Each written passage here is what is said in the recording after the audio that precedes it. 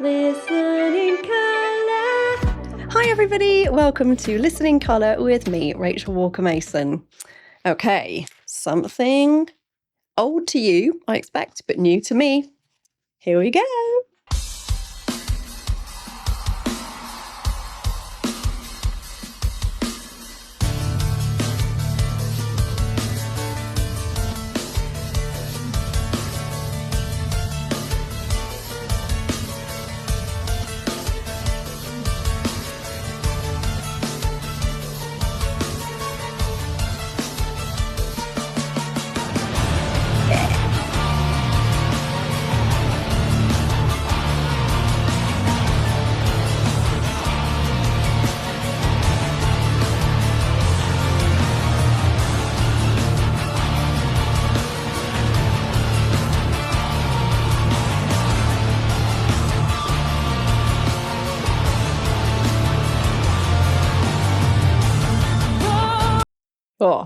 Okay, so we've got to 57 seconds and Floor has only just started singing. I love that Nightwish break all the rules that we hear in music writing, particularly in sculpting a pop song. We're often told that you need to get to the first chorus by 30 seconds. So that means minimal intro, short first verse, boom, into the chorus. Nightwish, no. They do not do that. They have an almost 1 minute introduction. And I love that. I love that they build all these layers. That's really common for them to start off with just strings or just a piano sound or a guitar. And then gradually every kind of 8 counts or every 16 counts, they kind of build up another layer. And it's really fun to hear that texture change. I really enjoy that. I love that they don't follow the rules. And clearly their fans absolutely love that they don't follow the rules, that you want this big build up into the song. It feels like a big symphonic journey, like listening to a huge symphony orchestra. And, composers from a long time ago, even composers nowadays, wouldn't follow those rules and say, I'm only going to do a 3-second intro and then straight into the song. They would do a long, beautiful introduction where the strings come in and then the horns come in and the timpani come in. And I love that Nightwish follow that kind of sensibility. That's what makes them special. Right, let's listen to our goddess, Floor. Here we go.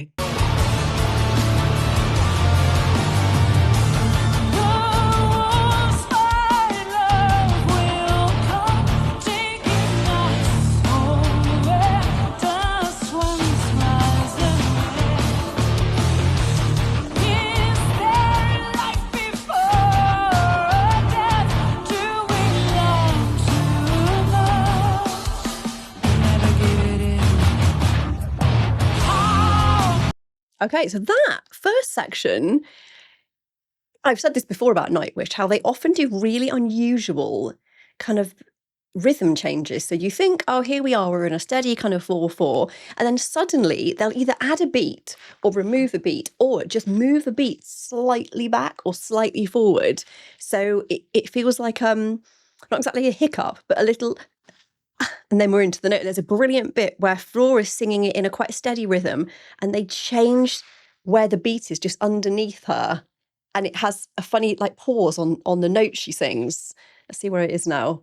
And it was just really clever. Just like a little fun musical gift to colour that note and just make it much more interesting than it just being a square kind of 4 to the floor. Let's find that bit again. That was so good.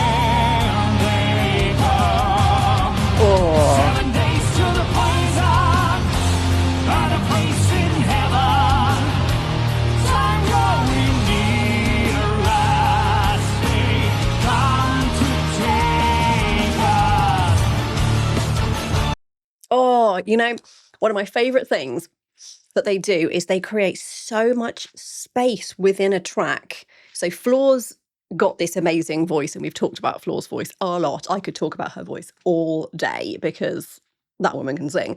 She has quite a kind of, even though she can sing really high, she's naturally got kind of a mezzo-soprano quality. So there's like a bit of like beef to her voice.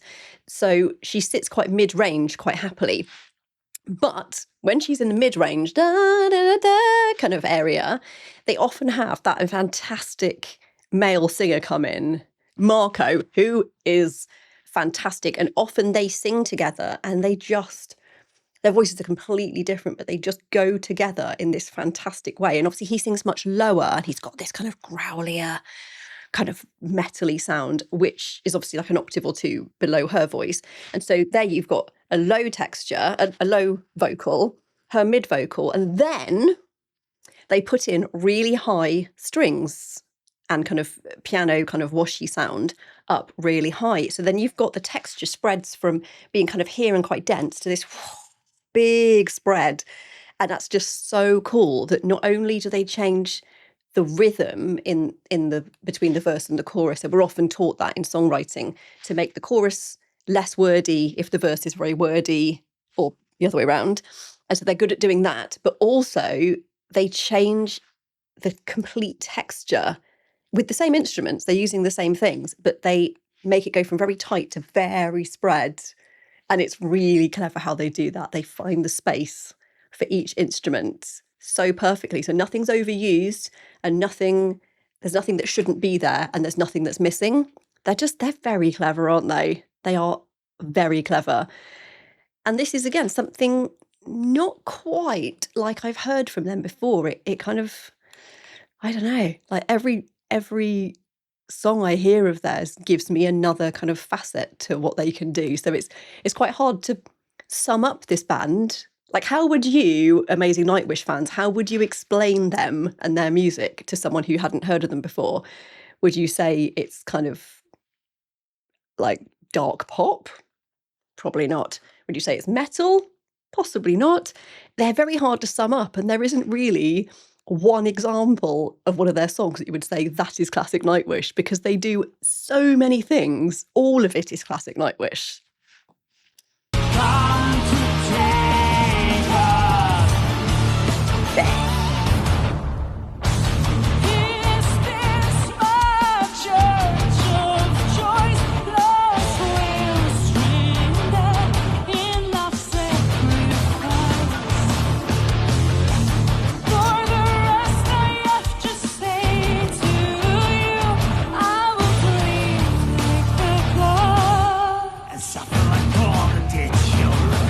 Whoa. Wow. Oh my gosh. That was fascinating for Floor to stop singing there, because I was watching the lyrics come up and thinking, how's that going to fit in? Because quite often there seems to be too many lyrics when you're thinking about the beat of the song. You're like, right, how's that going to fit in? And then they fitted it in by Marco kind of singing it. Someone like all the dead children. I was like, oh, that made a completely different energy to the song. Like, it suddenly got a lot darker, because these lyrics are quite dark. This is my church of choice. Love strength standeth in love sacrifice. For the rest I have to say to you, I will dream like the god. So Floor sings that, and then Marco in with and suffer like all the dead children. Wow. So these lyrics, really interesting. So looking back over them, is it about a sense of, impending doom, the feeling that, we don't have very long in this world, we don't, is there actually an impending disaster they're referring to? Or is it just life in general, that it's not very long and there's always something that's going to threaten to come? There's always, in every lifetime, there's like the H-bomb that's threatening to kill us all, or war with whichever country and things. So is it that kind of sense, and therefore having to make choices based on how you're going to handle that, how you're going to live in that knowledge that the end is coming, and therefore what are you going to choose to believe in? What you're talking about, my church is love and sacrifice. that therefore that's the place you're going to kind of stand on and be like, this is the things I believe in love and love's sacrifice. Whether that means in a religious sense or just people being loving towards other people and doing things for other people, being willing to sacrifice themselves for somebody else. It's a really interesting concept, really interesting. I read somewhere that it might reference a particular Stephen King book, and I've not read a lot of Stephen King because it's a little bit scary for me. I'm not great at scary things, particularly books, because then they'll just play in my head, and I'll have scary dreams. But if any of you have read the book that this, I think, references, then do let me know, because I'm too scared to read it, but some of you probably have. So yeah, get me in the loop without scaring me. Okay. Let's continue, see what else this gorgeous group do. Okay. Oh, 7 days to the walls. Where will we be when they come? 7 days to the poison and a place in heaven. Sorrowing near as they come to take us.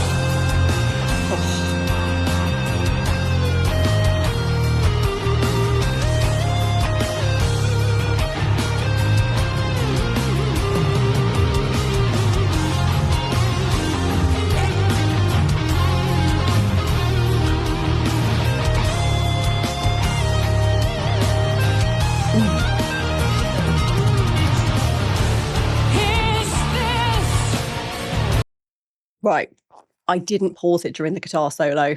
I could see some of you looking at me, see if I was going to pause, and I didn't, because, oh my God, that was a good guitar solo. Not that the other ones aren't, they're all great, but that was gorgeous. I love how clean that guitar playing is. There aren't loads of effects on it, and I love some effects on guitars, but that was just so beautifully clean and so perfectly played, and like, oh, it's just, I wish I could play guitar like that. I don't have the focus to work that hard, but I'm always really impressed when people can play like that. And it just came at this beautiful point in the song, as we always say, like they don't just chuck in a guitar solo every time just because that's what they do. They only put one in when it works. And I often feel like the guitar playing is so beautiful, and there's some soloing happening, that it's like another voice responding. And because it's so beautifully played with so much emotion, it's as if it's another character responding to Floor and to Marco. And just before that, I didn't want to stop it in the guitar solo, but the chorus is just so fantastic. 7 days to the wolves, like 7 days till the end of days, the end of time, is I guess what they're saying. Where will we be when they come? It's like, it's a big question, isn't it, to ask people, like, what would you, like, sometimes people ask that. They're like, oh, if you knew the end was coming at 5 p.m. today, what would you choose to do as your last act on this earth? And most people would say, go and be with their loved ones. That's generally what most people would say. Some people surprise me and say something else, but quite often they'll say, like, I'd run to wherever my husband and children or my mum or whoever was, and I'd be with them or with my friends. But it really makes you think, doesn't it? 7 days to the poison and a place in heaven. It's like, yeah, how would you want to spend your final moments on earth? It's like quite a deep philosophical question. It's making me really think about stuff. Time drawing near as they come to take us. So the wolves are the kind of these scary beasts. It's just so beautifully sung. It's fantastic, that chorus. I love that. And there's some really interesting rhythms they add in, which just punctuate it in a slightly unusual way that kind of catches you off beat. And I don't know whether that's because the subject matter is to make you think, that the rhythm changes also kind of, they kind of jolt you out of a sense of, oh, this is nice, into, oh, what is it they're saying?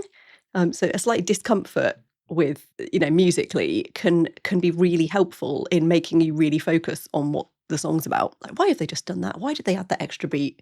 Why is there an extra bar here? Perhaps that's what they're doing to kind of create that kind of level of uncertainty and an unbalance. I mean, I wouldn't put it past them. They're very clever.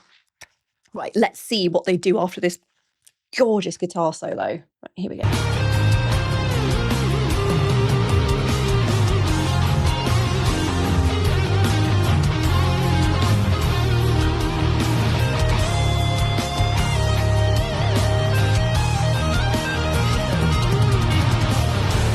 Is this where heroes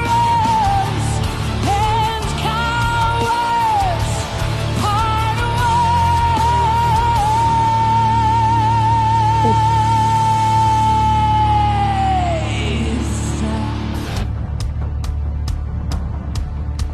Clever.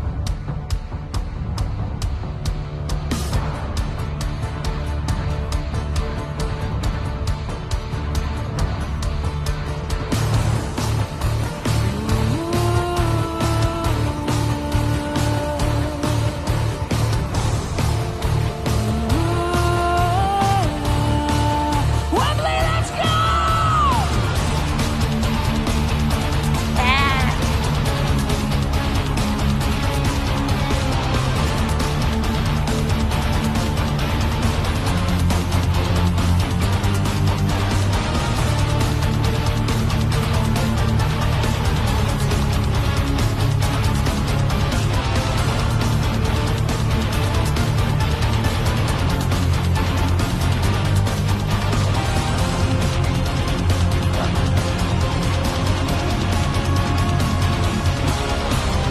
Wow.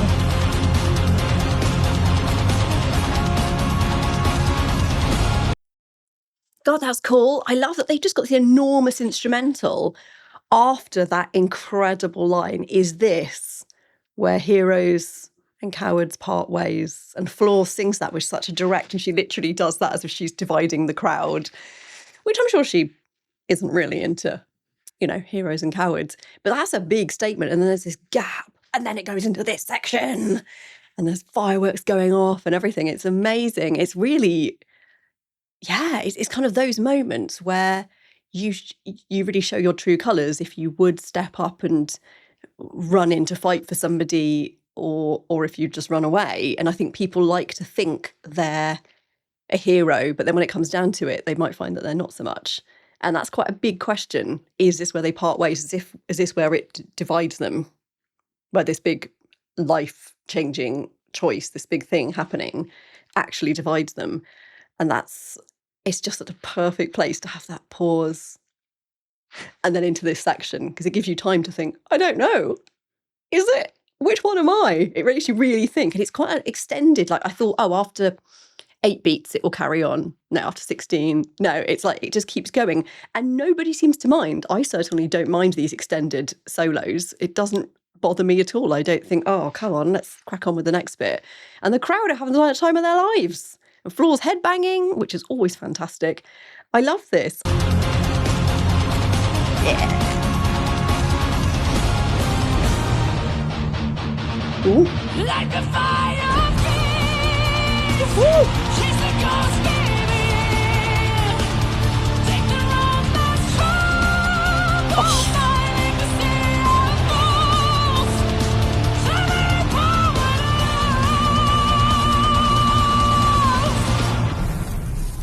Wow. 7 days to the walls. Where will we be? Right, I need to go back a little bit, because that was an entirely different section. After this long instrumental, suddenly Floor storms in with her big, full, hard rock voice. There's so much edge, there's so much grit in that. There's so much kind of tension and power. It's like a real call to arms. It's amazing. And the lyrics there are, yeah, it's a real kind of like she's leading the army. Light the fire, feast, chase the ghost. Yeah, take the road less travelled, leave the city of fools. It's good advice. And then my favourite bit was about the set the poets loose.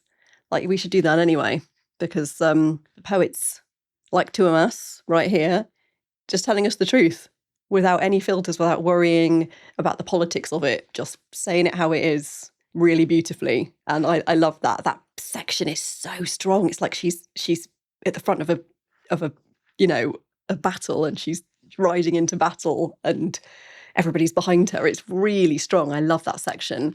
And vocally, she is giving it everything. I love how high she can sing at that, with that texture in her voice. It's really hard. And it's still so beautiful and so powerful. And she's got this kind of gritty edge to it. She's incredible. I wish I could sing like that. I can do her high, sweet stuff, but not any of the other things she can do. She can do it all.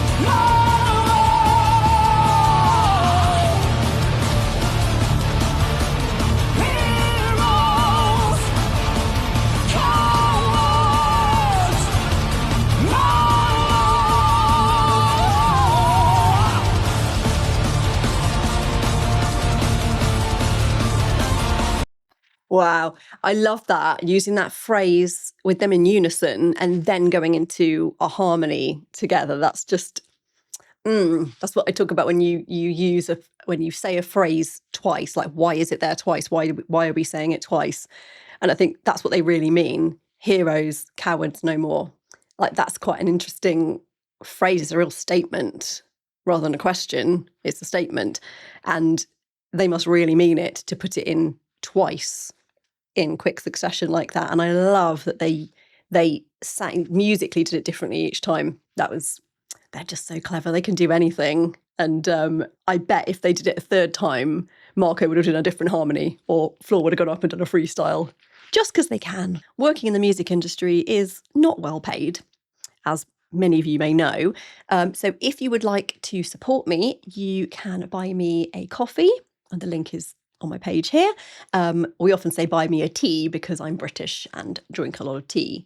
Thank you to everyone who's done that so far. So many of you have, and you've been so incredibly generous. Like, it's your own money. You don't have to give anything to me, but the fact that you do means I can make more videos, I can support my family.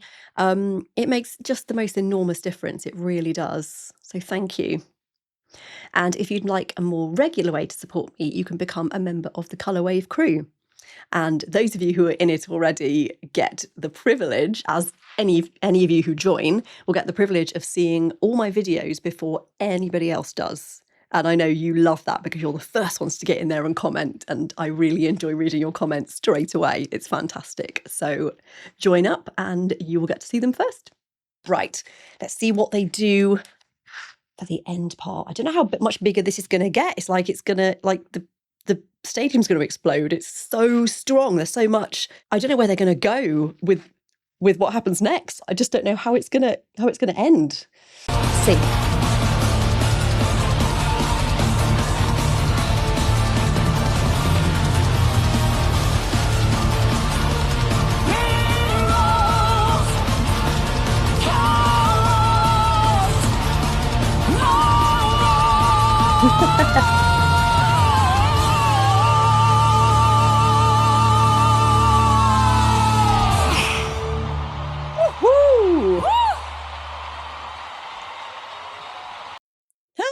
is right.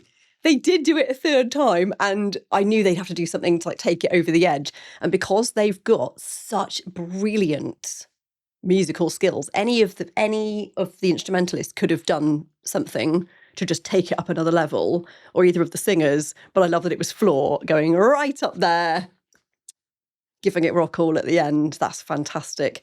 Because they're so strong all the way through. You often think of songs like building towards a climax, building towards something, but Nightwish kind of give it all early on. And then you're like, oh, where's this going to go? Surely there's nothing to take it over the top. And then they just do. They just do. And it's amazing. So I don't think anyone in that crowd is ever disappointed, because they're like, wow, they'll give something new each new section of the song. They'll bring something else to it. And that is just the wonder and the joy of Nightwish. You never know quite what's going to happen next, and it's magical. So synesthesia, colour-wise in this one, it's very red. It's got a really heavy, like crimson kind of dense colour to it. And then the chorus section changes into a kind of blue. I think it's because the rhythms change in it, so the denseness of the music kind of changes, and it splits into a kind of more spacious, like all the way earth up to heaven kind of thing. And so it kind of goes, rather than this dense kind of fist of colour, it spreads right out like that, and it's this gorgeous, like deep blue. And then into the next section, into the instrumental, it's a much more kind of golden colour. It's beautiful. And then Floor comes back in, and there's that unusual section where she's doing that call to arms, and that bit is like a really bright yellow. And I don't normally get kind of yellows with Nightwish. It's much more like grungy edged colours, but this is like a hard yellow with her doing that, call to arms bit, which is really powerful and very direct, the way she does that.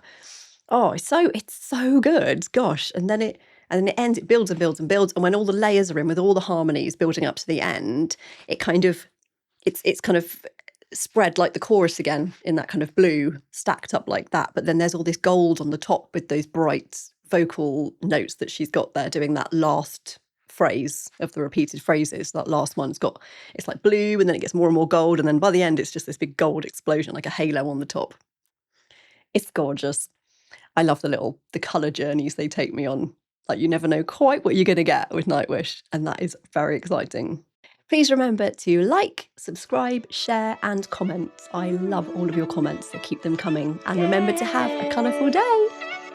Listening